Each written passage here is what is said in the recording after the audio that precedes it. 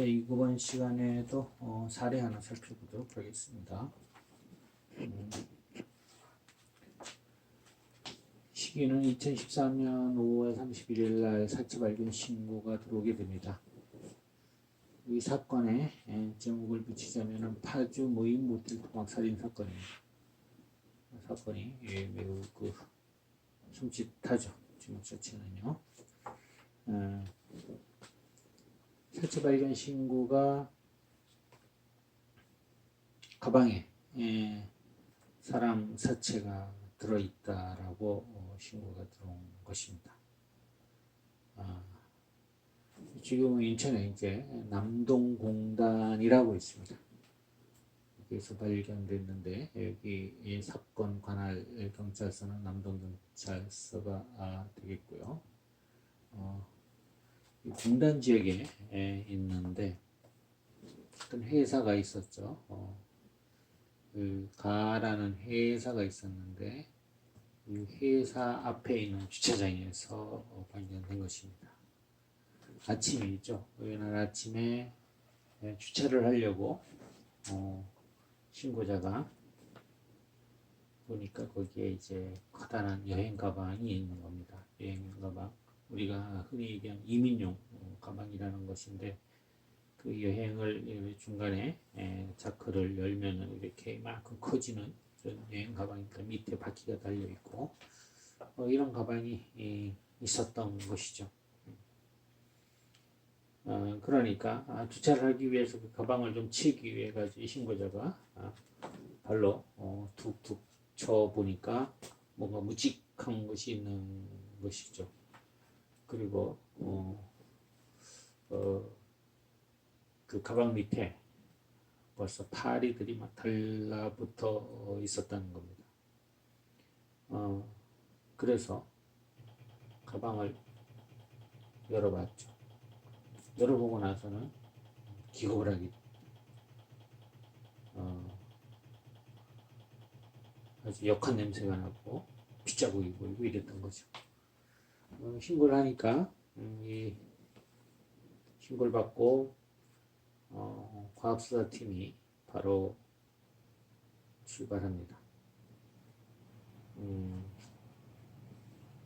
아침이니까 그 강력팀과 함께 과수팀이 현장으로 출동합니다. 이런 사건이 있으면은 어디서 그 소식을 들었는지 많은 사람들이 우르르 몰려들게 됐죠. 관심을 갖고 있는데 이런 것들이 사건 사고가 일어나면 흔히 일어나는 일이지만 수사하는 입장에서 보면은 제대로 좀 현장 보존을 해야 되는 상황에서 많은 사람들이 이목이 집중되는 것은 좀 부담스러운 일이 될 수도 있습니다.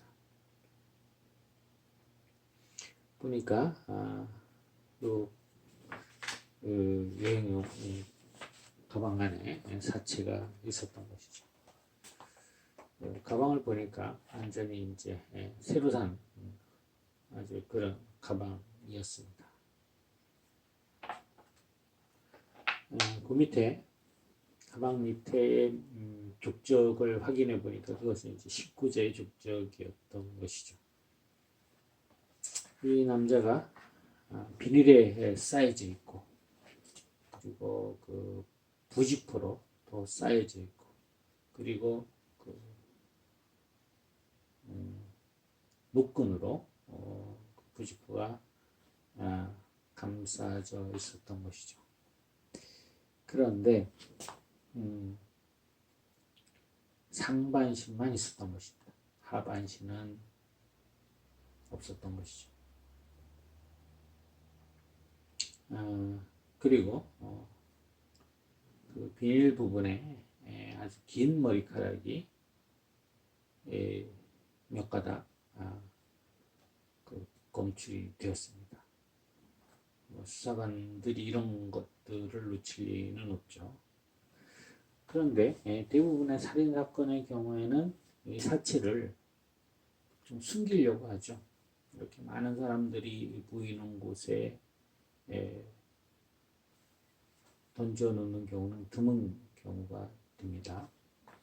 그래서 혹시 이런 회사에 무슨 원한 관계가 있는 것이 아닌가 이런 이제 추정도 하게 되는 것이죠. 또 범행을 대부분 보면은 숨기는데 아주 정신적인 문제가 있는 사람들은 자기 범행을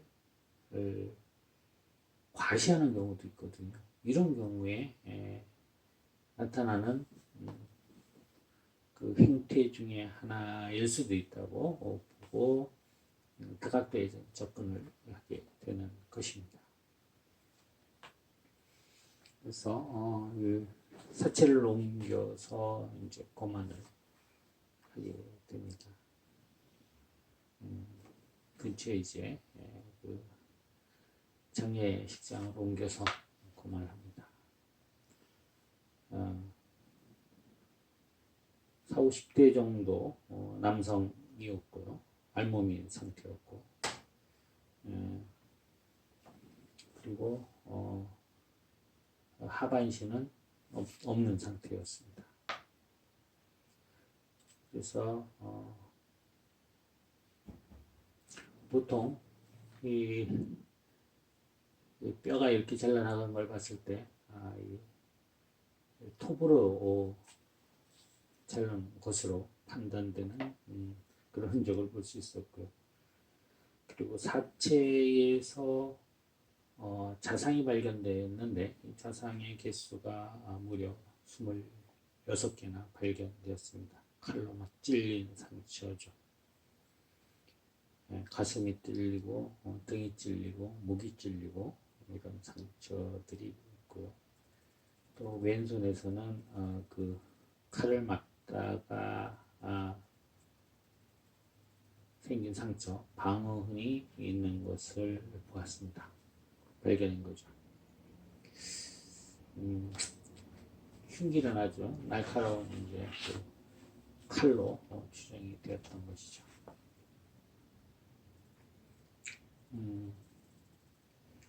등을 관통한 것, 그리고 목을 관통한 것, 이런 것들이 직접적인 사인으로 일단은 판단되었습니다. 그리고 이 흉기가 그 찔린 상처의 방향성을 보면은 이 사람이 이제 섰을 때 가격을 당한 것인지 누웠을 때 가격을 당한 것인지 이런 것들을 확인할 수가 있는데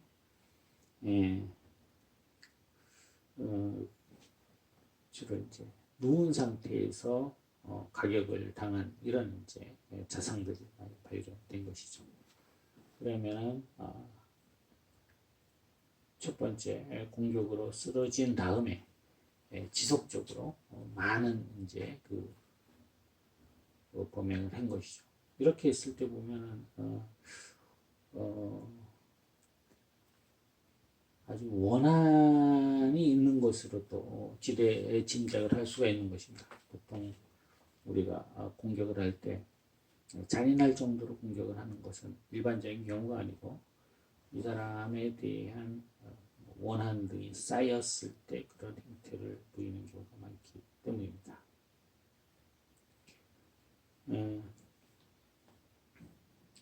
그리고 뭐 약물 흔적 이런 건 발견되지 않고요.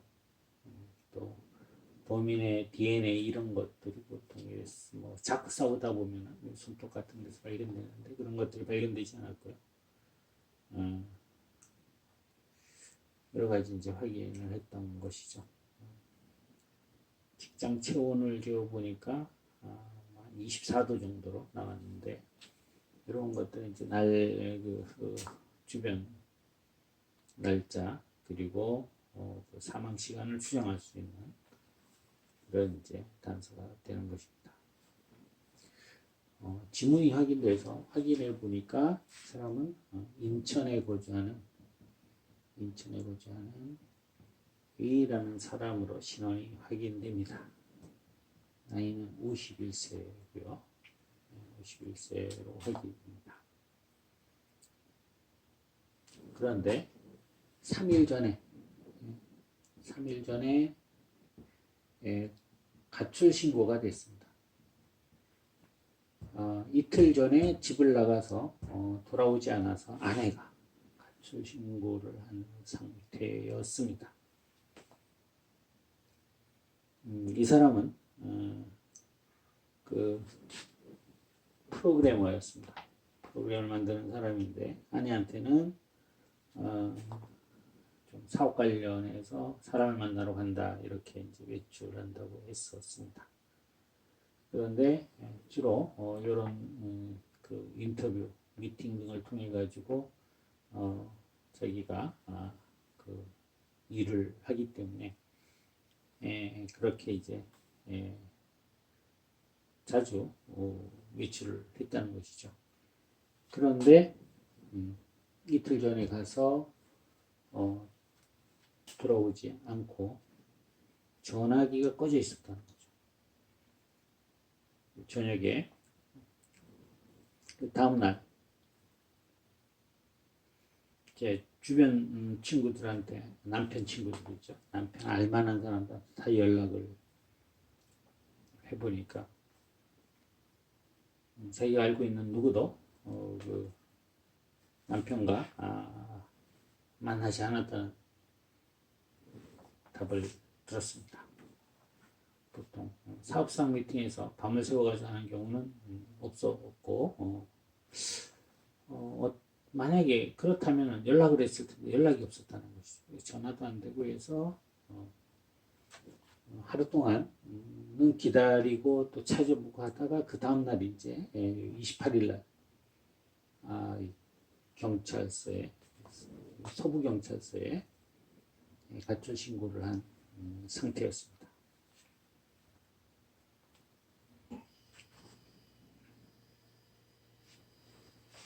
그래서 회사에 대해서도 이제 살펴보고 국난 중에 CCTV를 이제 확인한 것이죠. 어떤 여기 이 가방을 놓고 간 뭐 흔적이 있는지 없는지를 확인하게 됩니다.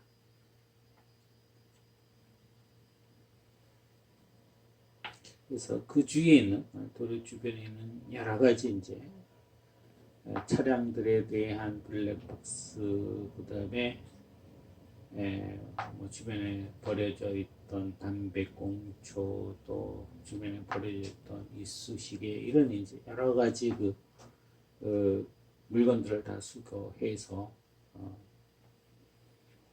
확인을 했고요. 관련성이 있는지. 그다음에 그 사체의 하반신을 찾기 위해 가지고 그 지역 일대에 대한 수색을 벌였습니다. 그리고 이 공단 쪽에 있는 이 CCTV가 많이 있는데 화질이 좀 떨어지고 특히 야간에는 잘 분간이 안 되는 경우가 많습니다. 그리고 야간에는 불빛을 붙이고 오기 때문에 정확한 그 차량 번호 같은 것을 확인하기는 쉽지 않죠. 그렇지만은 또 야간에 잘 보이는 것은 차량 그 전조등이나 후미등의 그 형태 같은 것들은 또 잘 식별이 됩니다. 이런 것들로 뭐 차량 종류 같은 것들을 또 특정할 수가 있는 것이죠.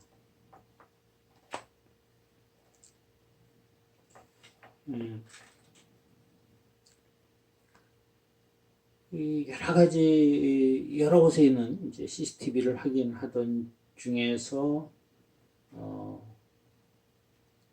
이제 그 의심이 가는 차량을 발견하게 됩니다.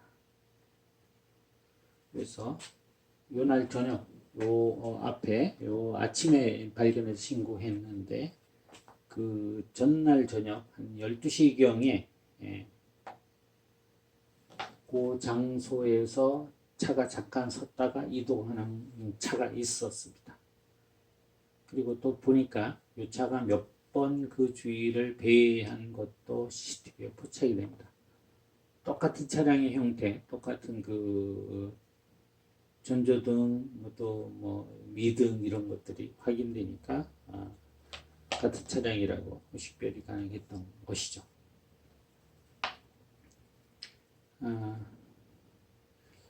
추적을 이제 실시해 보니까 이 차량의 외형, 또 전조등, 미등 이런 걸 확인해 보니까 특이한 차량이었어요. 외제 차량이라는 것이 발견되고 외제 차량 중에서도 어떤 특정 회사의 특정 차량이라는 것이 발견됩니다.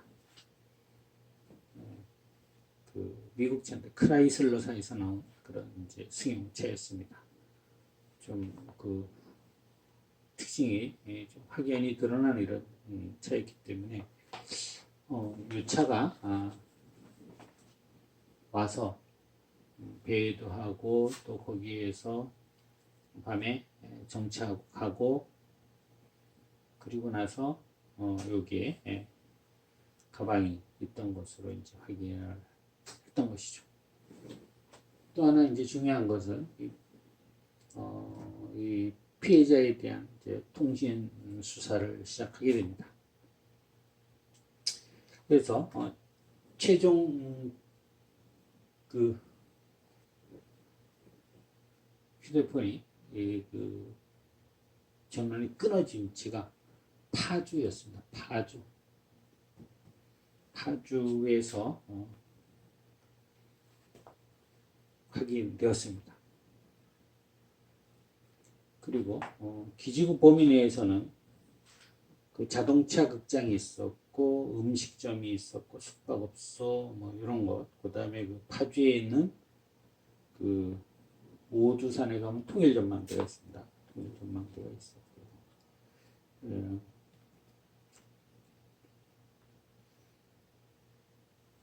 그래서 여기 사라진 이제 이틀 전에 집을 나간 저녁 시간, 그것이 5월 26일입니다. 5월 26일 저녁 시간에 메시지를 주고받고 통화한 사람의 그 번호를 찾아냅니다. 그래서 이 사람이 마지막으로 통화한 사람이죠. 마지막으로 연락한 사람에 대한 그 전화번호가 특정이 됩니다. 그래서 확인을 해보니까 B라는 여성이 나타납니다. B라는 여성이 나타나고 나이는 35세 B라는 여성이 나타납니다. 주소지도 파주로 되어 있고요. 그러니까 사체가 요날 이제 마지막 통화가 된 시간, 그리고 요 전날 그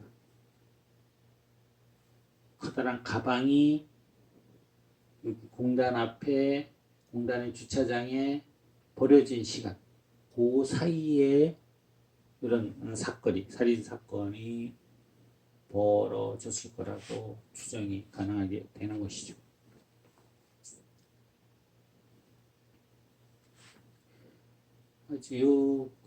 그렇지만은 이 사체를 봤을 때, 그러니까 요 26일에서부터 30일 저녁까지의 그 시간에서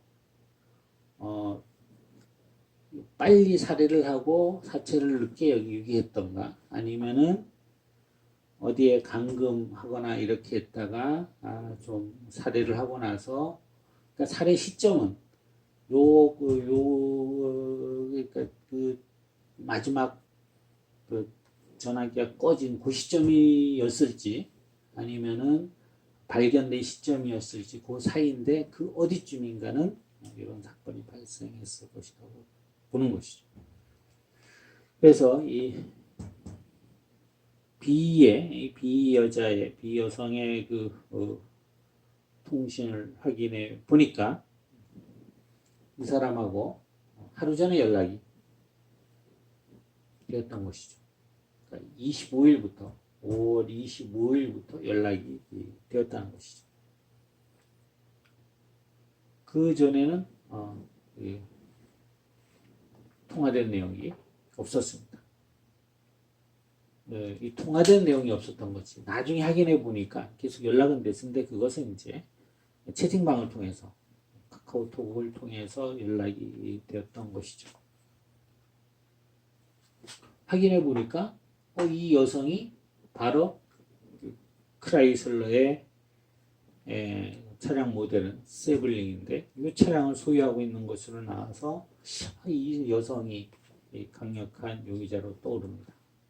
그러면서 의문이 가는 것이 여성이었고 건장한 남성을 갖다 제압하기 위해서는 단독 범행이었다기보다는 공범이 있지 않았을까 이제 그런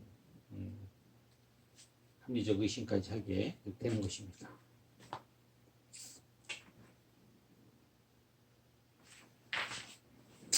그래서 이 차량이 확인되니까 이 차량의 그 동선을 각 그 CCTV를 통해 가지고 쭉 추적을 하게 됩니다. 그런데 그때 사체를 버리고 그러니까 30일 자정쯤에서부터 31일 새벽이죠. 요 시간대 그 크라이슬러 차량이 세블링 차량이 이쪽으로 여기 인천에서 김포로 가서 일산으로 요 동선이 확인이 됐던 것이죠. 이때까지만 해도 이 둘이 왜 만났을까? 업무상 만났을까? 뭐 이런 생각도 있고 또 너무 그 연락이 하루 전부터 연락되었기 때문에 그 뭐 내연 관계나 이런 것으로 추정하기도 힘들었고 그렇기 때문에 또 최근에 일어난 어떤 조건 만난 관계는 아니었을까 이런 이제 추정들이 나타나기 시작하는 것이죠. 혹시 이 사건을 저지르고 출국한 것이 아닌가 출입국 기록을 확인해 보니까 그런 기록이 없어서 아직까지 국내에 있는 것으로 이제 확인이 되었고요. 요 주거지에 가서 주거지에 있는 그 CCTV를 다 확인해 보니까 요때부터 5월 26일부터 확인해 보니까 5월 26일 딱 나가는 것이 확인이 됩니다. 그리고 이때 이제 피해자와 문자를 주고받은 통신 기록이 확인이 됩니다. 그래서 보니까 저녁 때 약 4시 정도 됐을 때 4시 정도 됐을 때 예이라는 사람이 여기 자동차 극장 앞에서 있는 것이 확인이 되죠. CCTV로 확인이 됩니다. 그리고 이 여성이 한 1시간 뒤에 그 앞에서 또 확인이 됩니다. 시간 차이는 있지만 동선이 같이 맞물리는 그런 상황을 확인하게 된 것이죠. 그리고 있다가 요 차만 움직이게 됩니다. 그 주위에서 여기에 A씨의 차량이 발견됩니다. 발견되고 여기에 그 자동차 극장 근처에서 A씨의 차량이 발견되고요. 차량에 대해 그 차량 감식을 실시했는데 특별한 게 나오지 않았다는 거죠. 그러면은 B 여성의 차로 움직이고 나면서 사건이 발생했을 것이라고도 추정되는 것입니다. 둘이 만나서 이 차량의 동선을 추적해 보니까 요 근처에 자동차 극장 근처에 있던 어떤 여기 뭐 C라는 무인 호텔로 들어가는 것이 CCTV로 확인이 됩니다. 그것이 5월 26일 저녁 시간이었습니다. 저녁 시간에. 그래서 그 CCTV를 확인을 하니까 이런 이제 들어가고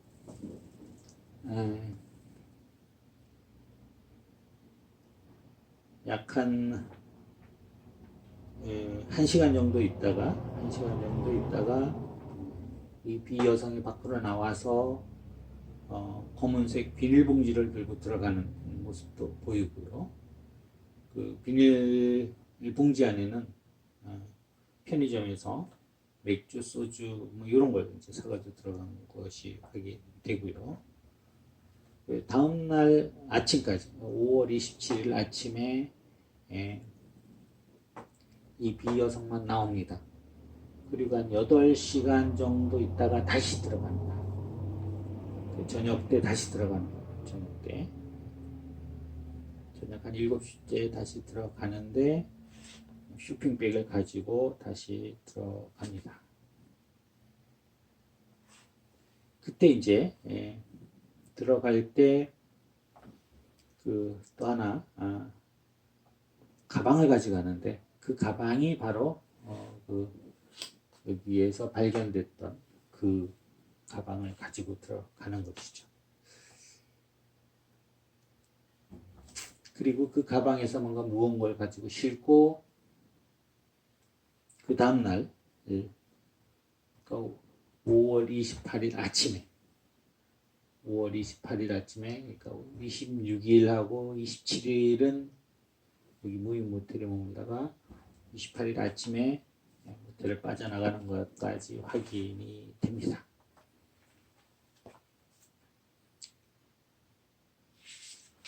결과적으로 나중에 보면은 이 비여성이 A라는 남성을 살해를 했는데 처음에는 자기가 범행을 했다고 진술합니다.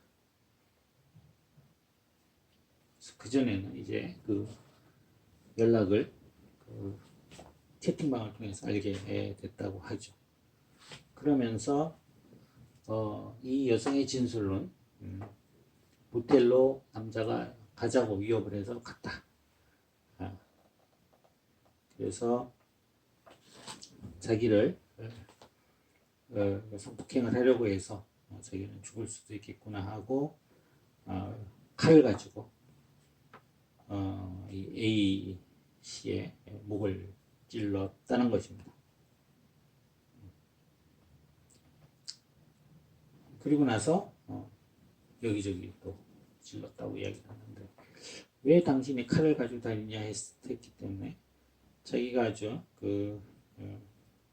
어렸을 때 한 20살 정도 때 아는 오빠가 호신용으로 칼을 2자루를 뭐 회칼 같은 것을 줬답니다. 그걸 가지고 다녔다는 것이죠.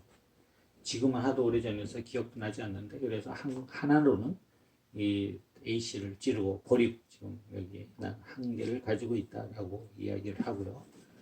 나중에 보니까 이 사체를 훼손해야 되겠다고 해서 그 전기톱을 구입을 해서 전기톱으로 그 사체를 분리를 한 것이죠. 그것은 이제 자기가 도저히 혼자로서는 그 남성의 시신을 옮기기에 좀 무게가 나가서 그렇게 했다라고 하고 그 하체는 파주에 있는 그 농수로에 버렸는데 그 위치에 가보니까 그 사체가 있었던 것이죠. 그런데 나중에는 이제 2차 조사, 3차 조사 때는 자기가 이제 횡설수설하기 시작합니다. 자기는 뭐 그런 것이 아니고 자꾸 누가 시켜서 환청이 들려서 그런 얘기를 했다라고 하는 그런 사건들이 있었는데요. 아주 완벽한 증거를 가지고 있지만은 왜 그렇게 잔인하게 했냐 그러니까 저 사람이 깨어나서 자기를 죽일 거라는 그런 환청이 들렸다는 것입니다.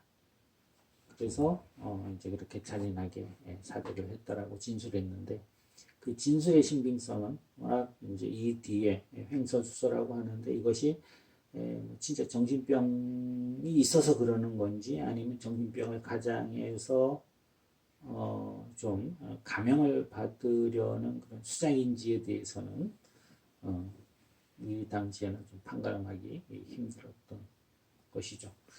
이제 무시무시한 사건이 발생했던 것이죠. 그 동기나 원인도 보면은 이제 뭐 조건 만남을 위해서 만난 것으로 이렇게 추정을 합니다. 이 여성은 남성이 자기를 그쪽으로 이래 끌고 가서 그 위협을 하고 성폭행을 하려고 했다고 하지만 이 여러 가지 조사를 해보니까 이 여성이 남자를 위인해 가지고 갖고 이렇게 살해를 한 것으로 이렇게 이제 결론이 났던 그런 사건입니다. 시간 여기까지 살펴보겠습니다.